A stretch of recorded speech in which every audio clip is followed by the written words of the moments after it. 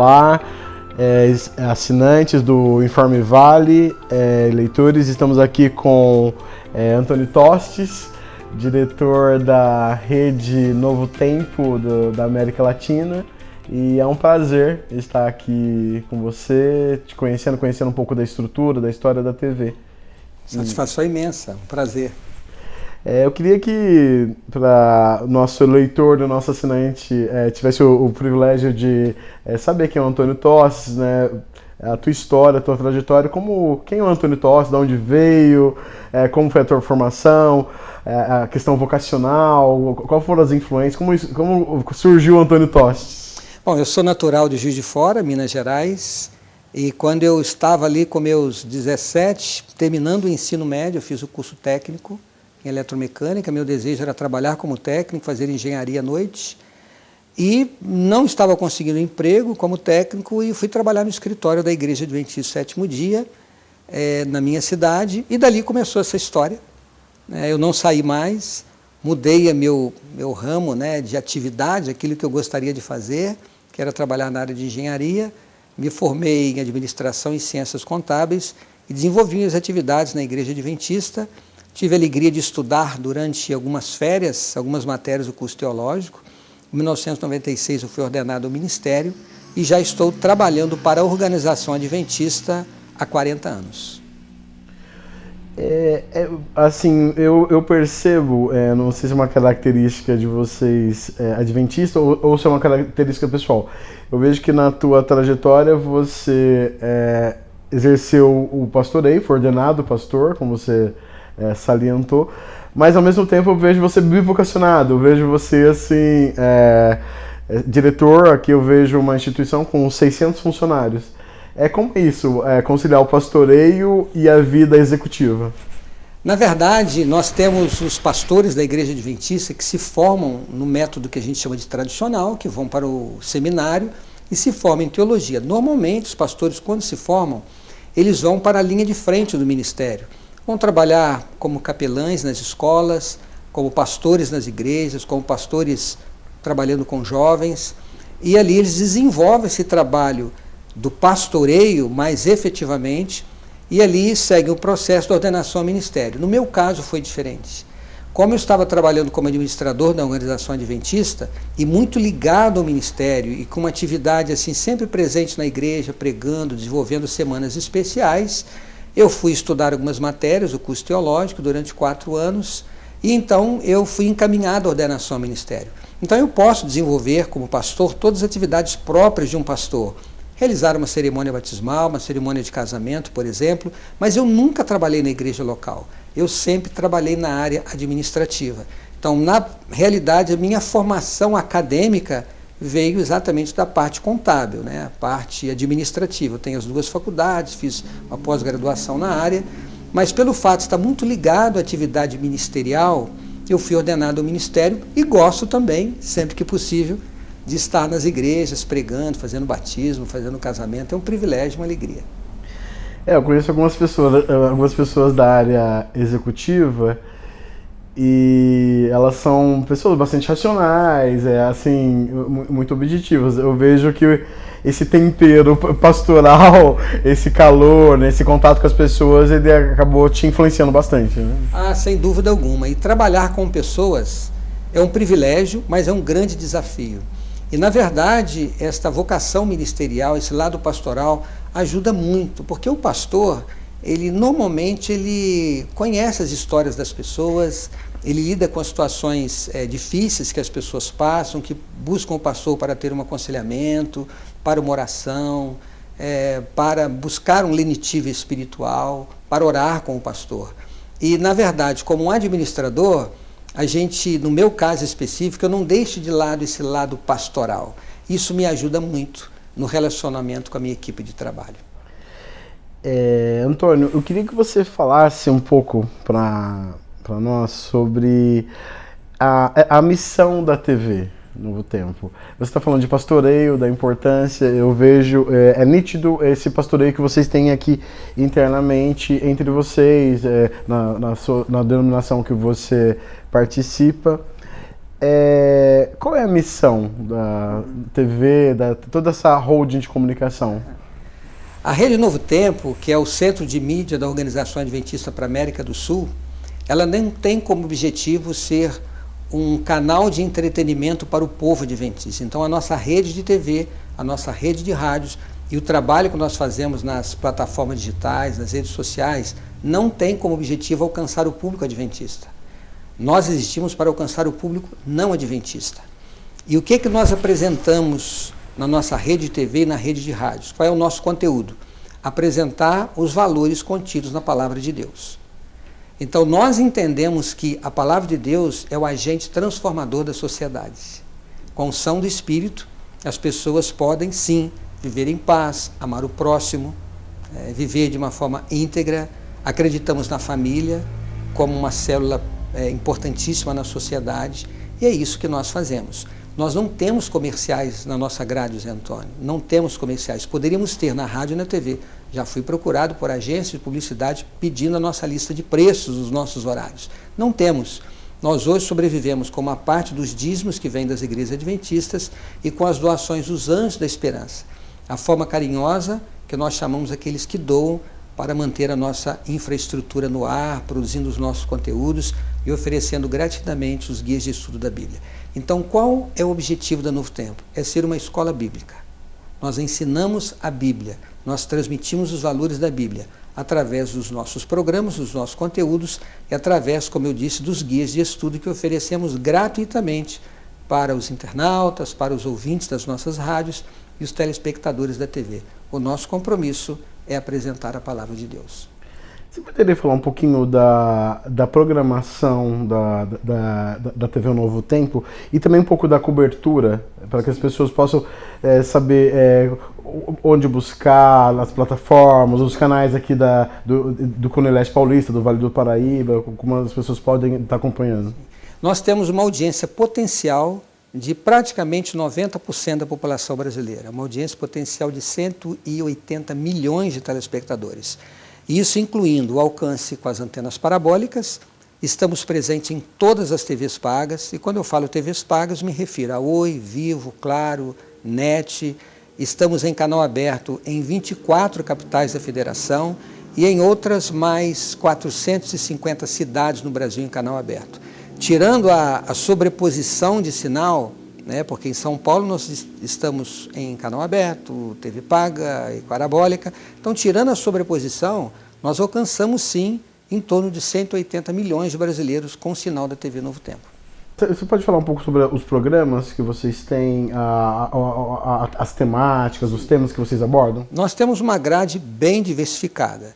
Então, falando sobre os programas de natureza espiritual, nós temos programas de oratória, e temos programas que a gente chama programas de estudo da Bíblia, onde nós abrimos a Bíblia, tratamos de temas contidos na Bíblia, como profecias, como os ensinamentos de Jesus, como os livros históricos. Então nós estudamos a Bíblia com as pessoas que estão nos acompanhando. E temos os programas de oratória, quando nós abrimos a Bíblia e levamos uma mensagem preparada com muito amor, com muito carinho, com muita oração. mas o nosso foco é a família. Então nós temos, por exemplo, o programa Entre a Família, ao vivo todos os dias, que trata de temas de interesse da família. Temos programas que têm o objetivo de fortalecer o relacionamento conjugal, a educação dos filhos. Tratamos muito na questão da saúde física, a saúde emocional, por isso temos um programa ao vivo, Vida e Saúde, todos os dias na nossa grade.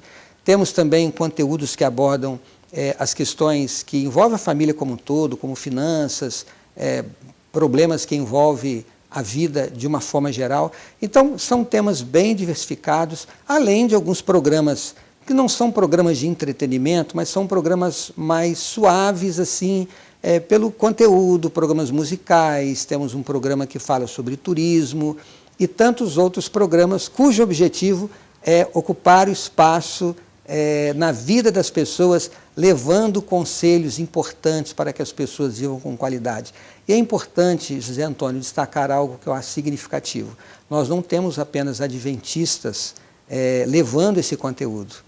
Eu apresentei o programa Saldo Extra durante muito tempo, durante 9 anos, e eu entrevistei aqui influencers conhecidos, entrevistei Gustavo Cerbasi, Mirna Borges, Mayara Xavier, Júlia Mendonça, Ben Zruel, que são influencers conhecidos no Brasil. E são pessoas que vieram trazer informações úteis para que as pessoas vivam bem com as suas finanças. Assim como nós tratamos dessa forma no programa financeiro, nós temos no Entre em Família muitos convidados que não são adventistas, mas são autoridades no tema e no conteúdo que estamos apresentando. Legal. Você falou sobre o Gustavo Cerbasi, né? Ele lançou um best-seller, né? Que foi o Casamento Blindado, né? Casais Felizes enriquecem juntos, é isso mesmo.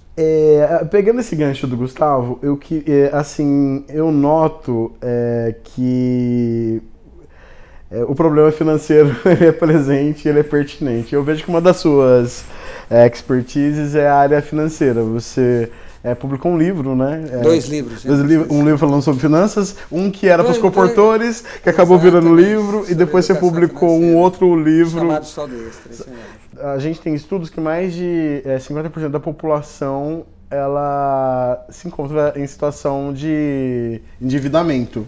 O número aproximado 2/3 da população está endividada e 1/3 está inadimplente. São pessoas que estão endividadas, mas estão pagando as contas. E tem um outro grupo muito grande, que são pessoas que não pagaram os compromissos que assumiram. É um quadro muito triste para o nosso país. Será que você poderia contar um pouco da tua experiência com a publicação desse livro? Eu sei que você apresentou o programa, mas você também teve um canal no YouTube. Sim. Numa linguagem mais jovem, mais jovem, para atingir o público. Você pode falar um pouco com mais profundidade dos temas que você abordou no livro, os cotidianos, alguns testemunhos, assim, o que de impacto isso mudou na vida de algumas pessoas? Olha, eu trabalhei 27 anos na área financeira. Como eu disse, eu me formei primeiramente em ciências contábeis, depois me formei em administração e trabalhei na área financeira durante muitos anos, nas regiões administrativas da igreja. Fui diretor financeiro da Casa Publicadora Brasileira durante 6 anos. Fui diretor financeiro de uma região grande aqui do país, Rio, Minas e Espírito Santo. Tudo que a igreja desenvolvia naquela região, na área financeira, eu estava liderando com escolas, com hospitais e muitas outras atividades. E quando você trabalha na área financeira, você acaba se envolvendo muito, ouvindo histórias de pessoas que passam por suas lutas e dificuldades. Eu acabei lá no passado me interessando pelo tema e fui estudar para ajudar as pessoas. E não imaginava que um dia iria cair aqui na Novo Tempo. E o meu antecessor, o ex-diretor-geral da Novo Tempo, era apresentador do programa Saldo Extra. E como eu já tinha um livro escrito na área de educação financeira, me pediram que eu apresentasse o programa. Eu relutei, mas acabei aceitando o desafio e este desafio durou 9 anos. Eu entendo que a educação financeira é algo importantíssimo, porque os problemas financeiros, eles afetam muitas outras áreas da vida. Relacionamento conjugal, a saúde física, a saúde emocional, as relações interpessoais de uma forma geral. E eu entendo que a educação financeira precisa estar presente porque ela pode fazer a diferença.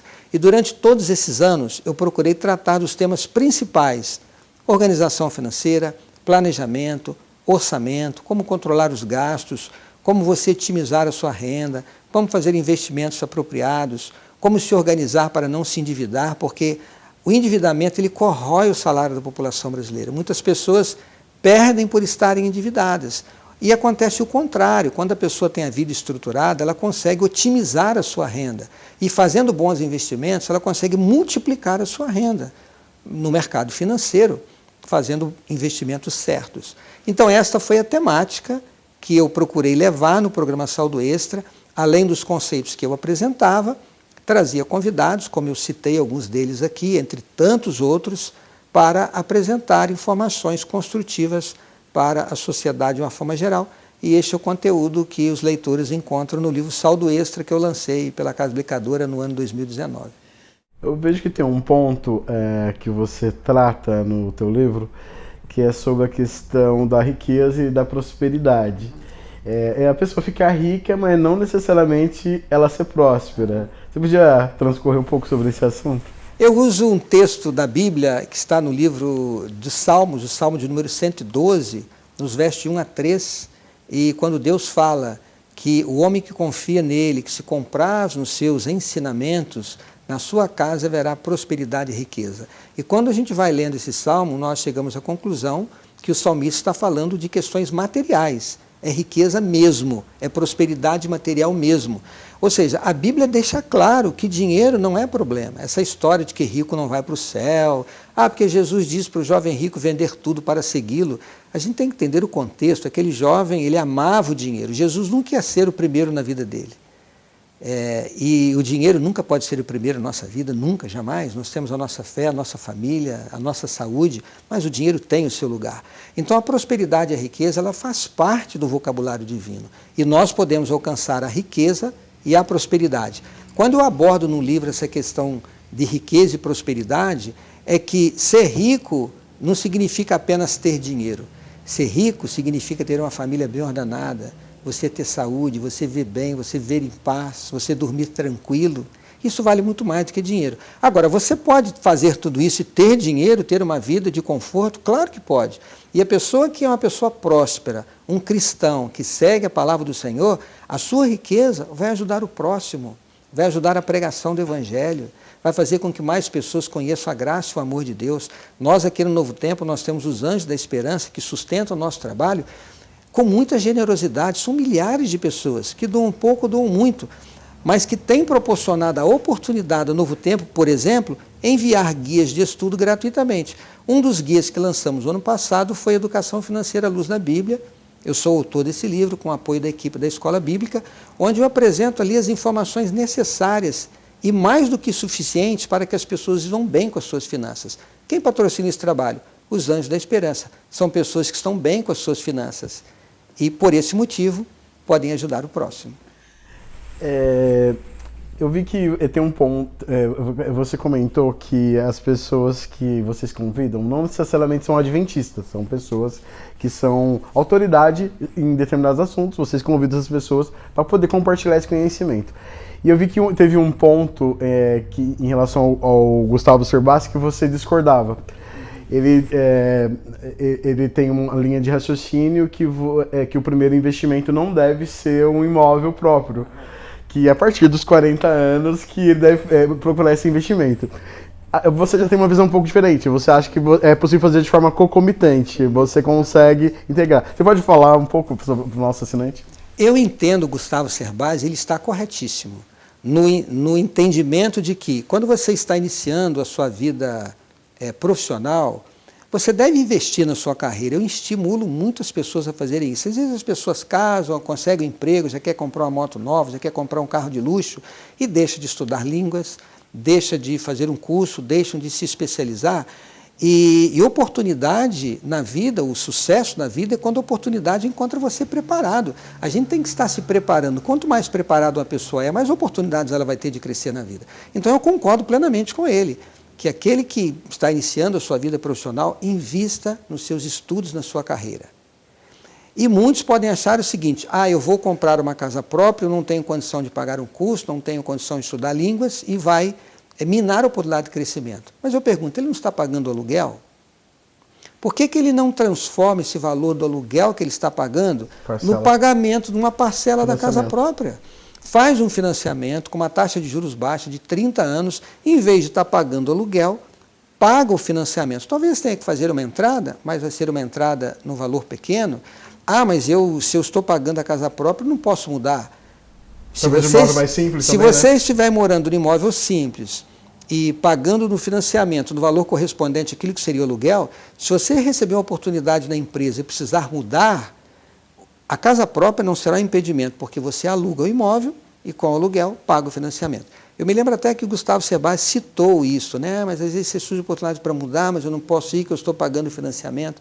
Então, eu digo que é possível. E por que eu digo que é possível? Porque foi a minha experiência.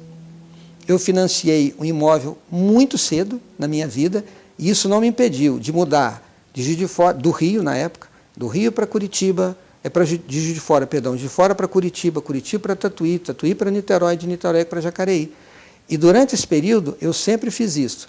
Eu morava num lugar, em vez de eu pagar o aluguel, eu pagava o financiamento, e graças a Deus não construí um grande patrimônio, um pequeno patrimônio, mas que já me deu aquilo que a gente chama de independência financeira, né? É você ter uma renda passiva e não precisar mais trabalhar. Então, eu vivi isso na minha experiência.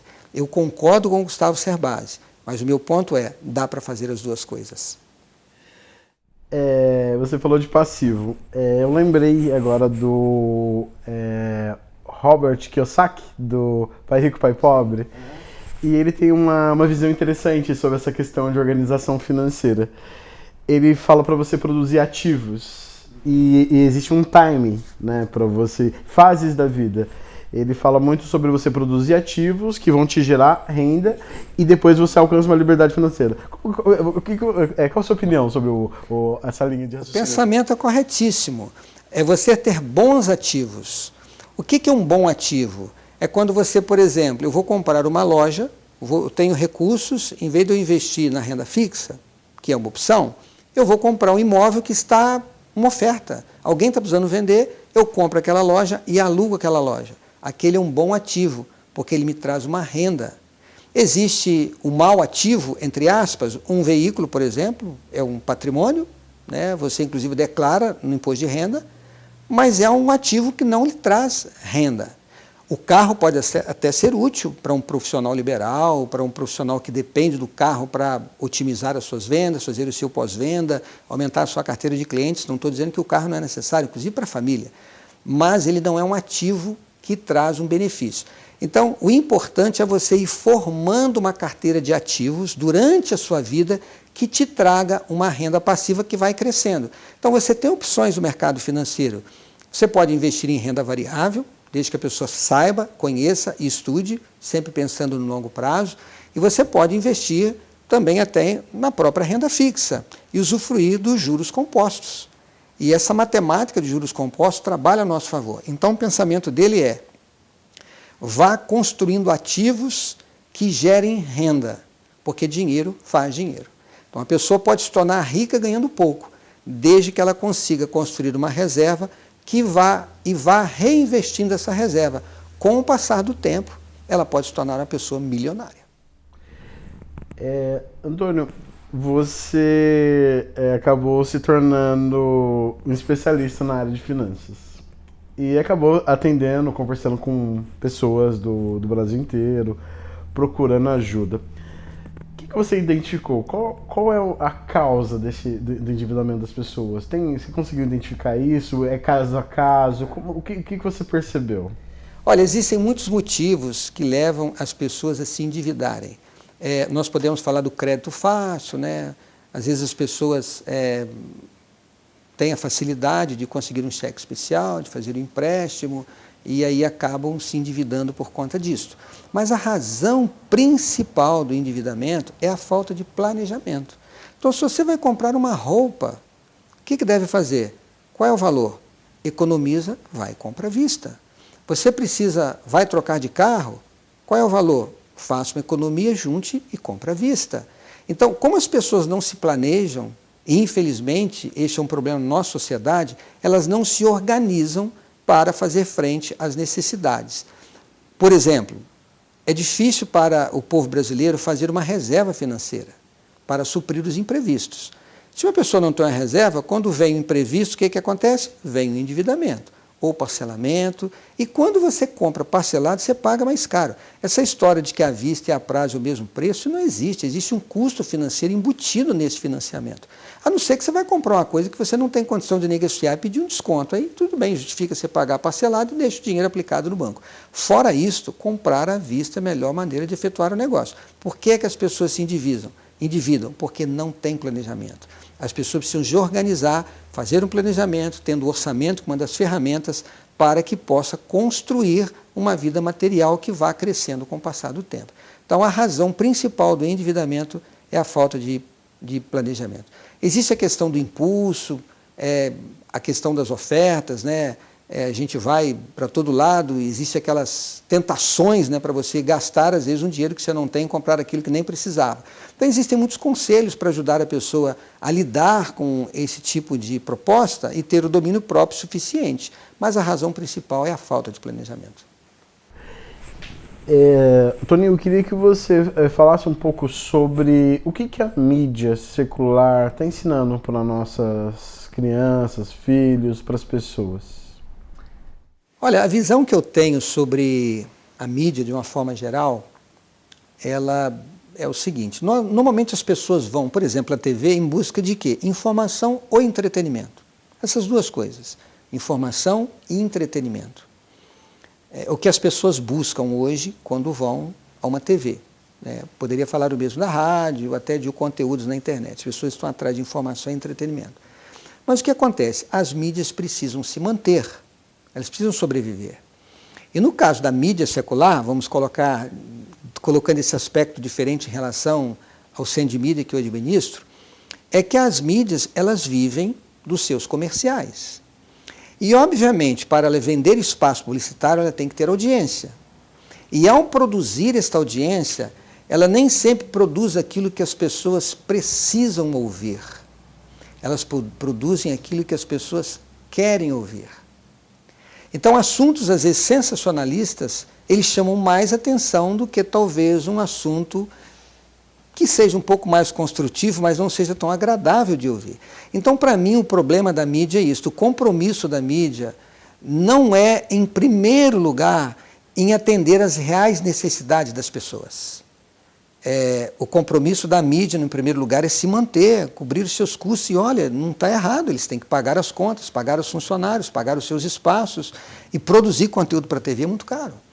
Então, como elas precisam, para ter mais recursos, ter mais audiência, para poder gerar espaços onde os comerciais sejam mais valorizados, o compromisso nem sempre é com aquilo que o povo realmente necessita. Então, as pessoas hoje estão vazias. Casamentos estão sendo destruídos, os lares estão sendo destruídos, as famílias. Nós temos tantas pessoas sofrendo e nós teríamos que usar a mídia, que é um veículo de comunicação de massa, para ajudar as pessoas nas suas reais necessidades. Então, o que eu vejo hoje na mídia secular é que ela deveria se preocupar um pouco mais em atender aquilo que o povo realmente precisa, não ficar apenas oferecendo entretenimento que não vão ajudar as pessoas a serem mais felizes. A nossa visão precisa buscar um ponto de equilíbrio. Ela encontrar mecanismo que ela consiga se sobreviver, se manter, mas também ter essa responsabilidade social com as pessoas. Sem dúvida. É isso aí. Fazendo um link com o nosso contexto, os três poderes, a classe política, por um lado conservadores, pelo outro lado progressista, a gente vê uma polarização forte hoje e isso se reproduz dentro dos meios de comunicação, dos principais veículos de comunicação. E ditos conservadores são pequenos grupos, pouquíssimas empresas que têm esse viés. Você acredita que essa pauta dos grandes veículos de comunicação com viés mais progressistas, eles estão em busca dessa audiência ou há uma pauta globalista a ser seguida? Eu não sei exatamente, e é impossível a gente saber os detalhes que se passam nos bastidores. Porque muito daquilo que as mídias apresentam tem também a digital daqueles que estão liderando essas mídias. Então é difícil a gente saber quais os interesses por trás, por se promover um movimento, por se promover outro movimento. E eu não quero fazer aqui juízo de valor sobre aquilo que está certo, sobre aquilo que está errado. A gente tem que respeitar o direito das pessoas de escolherem de que lado elas querem estar. Então, se existe uma mídia que tem uma tendência a ser um pouco mais conservadora, outra um pouco mais progressista, uma um pouco mais liberal, outra não, eu acho que cabe ao telespectador, aquele que vai atrás da mídia, buscar aquilo que está de acordo com os seus valores. Nós, como cristãos e adventistas do sétimo dia, os nossos valores estão contidos na Bíblia. Então, nós temos o seguinte posicionamento: apoiar as autoridades constituídas, no sentido de que, se nós podemos fazer alguma coisa para ajudar a população, nós iremos fazer. Não estamos, como mídia adventista, defendendo um lado nem defendendo outro lado. Nós defendemos os nossos princípios contidos na palavra de Deus. A organização adventista, como a Rede Novo Tempo, nós não somos apolíticos, nós somos apartidários. Nós entendemos que a política é necessária, que a política tem o seu lugar, que os poderes têm o seu lugar, que eles são necessários para o bem-estar da sociedade, para proporcionar à sociedade a possibilidade dela viver bem, né? Mas entendemos que o nosso papel é apoiar aqueles que estão no poder no intuito de estar ao lado deles para ajudar a sociedade, não para levantar uma bandeira, para defender uma ideia, para defender uma filosofia, para defender um outro princípio que não seja aquilo que está contido na Bíblia. Indo para a política, nesse final de semana nós tivemos as eleições na Argentina. E nós vemos o Milei, né, o candidato conservador, passando o candidato progressista. Em pesquisas recentes, nos 6 estados norte-americanos que são decisivos para definir as eleições daquele país, estão mostrando o Donald Trump na frente em 5 deles. Tem estados que ele está com praticamente 10 pontos na frente do Joe Biden, né? Aqui no Brasil, nós tivemos eleição esse ano para o Conselho Tutelar. 80% dos conselheiros tutelares eleitos são conservadores. Ano que vem nós temos eleição para prefeito, em 2026 eleição para gerais. É uma nova reinserção conservadora? Vamos falar um pouco da Argentina. Note, eu não sou de acompanhar a política, não estudo profundamente o assunto e não quero aqui entrar numa área em que eu não domino, mas eu vou dar a minha percepção pessoal. A eleição argentina não foi determinada porque o povo queria um candidato conservador ou contra uma filosofia de um candidato de esquerda ou um candidato progressista. O povo argentino escolheu um candidato porque quer mudanças na economia. O povo argentino está sofrendo muita pobreza, desemprego, uma inflação chegando a quase 200% ao ano. Então, como um candidato era exatamente o ministro da Economia e o povo estava sofrendo tanto, eles disseram: não, chega, nós queremos uma mudança. Para mim, o que ditou a eleição na Argentina não foi uma pauta progressista ou uma pauta conservadora. O que ditou a eleição na Argentina foi a necessidade do povo argentino parar de sofrer com a questão financeira, com a questão material. Então, para mim, é o que foi determinante na Argentina. Sobre esses movimentos que acontecem aqui, que acontecem ali, seja nos Estados Unidos, seja em qualquer outro lugar, são ondas. Em determinado momento, o movimento conservador está mais em evidência. Aí passa um tempo, já entra um governo de uma bandeira um pouco diferente. Então, esses movimentos, eles existem, vão continuar existindo sempre. Não diria que existe uma tendência contra pautas progressistas ou a favor de movimentos mais conservadores. Na minha avaliação, não é isso que está pesando. Israel, esse conflito em Hamas, o grupo Hamas, né, terrorista e tal, assim, algumas pessoas enxergam como o novo 11 de setembro. Estamos no final dos tempos? Com certeza absoluta. Nós que estudamos a Bíblia, que temos a Bíblia como a nossa base, nós vemos as palavras de Jesus em Mateus 24 e em Lucas 21 se cumprindo. Sinais no mundo natural, sinais no mundo social, sinais no mundo religioso.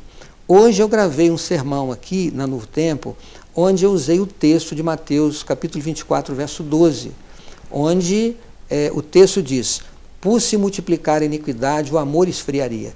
Eu busquei uma vez um comentário bíblico onde os autores tiveram acesso a cópias do Novo Testamento, né, no tempo que eram os copistas que faziam essas cópias. Algumas dessas cópias, esse texto estava traduzido de uma forma diferente. E por se esfriar o amor, a iniquidade se multiplicaria.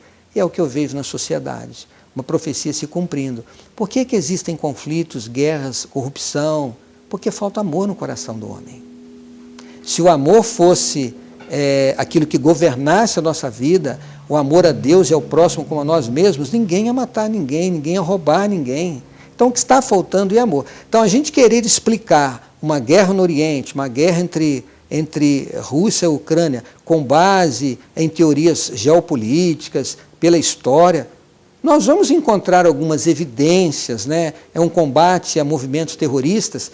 Pode existir uma explicação, mas o cerne da questão é a falta do amor no coração do homem. E por que falta amor no coração do homem? Porque falta Deus, porque a Bíblia diz que Deus é amor, Deus é a fonte do amor. Então, se eu tivesse que dar uma explicação, eu não iria para o contexto geopolítico, eu iria para a essência. O que está faltando no coração do homem? E isso está profetizado. Eu não tenho dúvidas de que estamos vivendo o fim da história deste mundo. Toninho, eu queria agradecer muito o teu tempo, a entrevista, por ter nos recebido aqui na sede da TV Novo Tempo no Brasil. Quero parabenizar pelo todo o trabalho. Muito obrigado. Pelo crescimento assim, da organização. Desde que você chegou aqui, ela triplicou o número de colaboradores, e a gente pode notar que você tem sido um José do Egito aqui na TV. Eu agradeço as gentis palavras, recebo assim, feliz, com humildade, e dizer que eu sou apenas um instrumento nas mãos de Deus, como cada um dos servidores do Novo Tempo. Aqui nós trabalhamos em equipe, né? Cada um tem suas atribuições. Eu gosto de dizer, Zé Antônio, que eu sou apenas o primeiro servo de todos aqueles que aqui trabalham. Se nós estamos crescendo, devemos isso a uma equipe comprometida e às bênçãos do nosso Deus. Obrigado por nos receber aí.